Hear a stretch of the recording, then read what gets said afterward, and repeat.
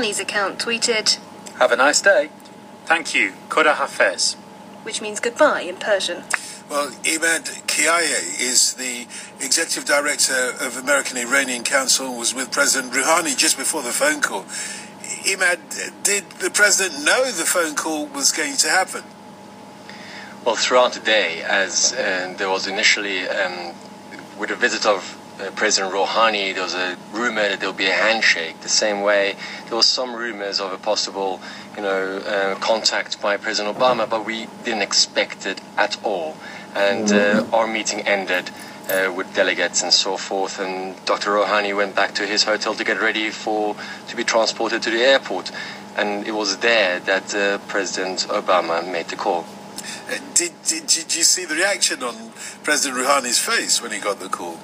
Well, unfortunately, I was not in his private quarters, but from my colleagues and others who were there, obviously he was surprised to some extent, but the overall conversation was very positive, and the atmosphere was quite constructive. He was delighted then, wasn't he? Well, I think most importantly, he has, out of protocol and respect for his counterpart, of course, he was eager to speak to President Obama, and at the same time, I think it was quite a positive step by the U.S. administration to press for this phone call, and a surprise one indeed. Yeah, I can imagine getting a call from the President of the United States. Well, you haven't had one for 30 years. Do you think 35, actually, 35 years to be precise? Then, how much of a seismic moment is this? Well, this is unprecedented for sure. Obviously coming on the backs of Secretary of State John Kerry's meeting with his counterpart Dr. Zarif at the P5+1 meeting yesterday on the sidelines, went for 25 minutes, they're bilateral, and they both came out very positive.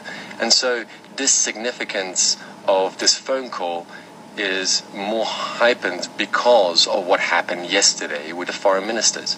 And I believe when there hasn't been any sort of an opening between the two countries at this level for over 3 decades, we should have some optimism that this is a start of a new page.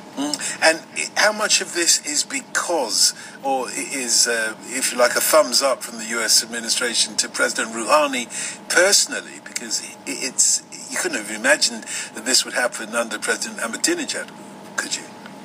Well, the presidency of Ahmadinejad was quite fiery, let's say, for the past 8 years.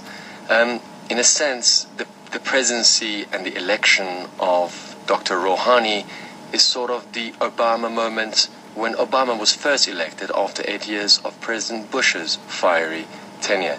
So I think for both countries, more and more, they're realizing that the way forward has to be diplomatic. And not only do they have mutual concerns on bilateral issues, but to reach some sense of a regional understanding on the conflicts that are raging throughout, there needs to be Iran involved and on the table as a regional power, and US as a global power. Do you expect to see more conversations between the two presidents? I hope so. This step is quite a political gamble for both presidents and both administrations.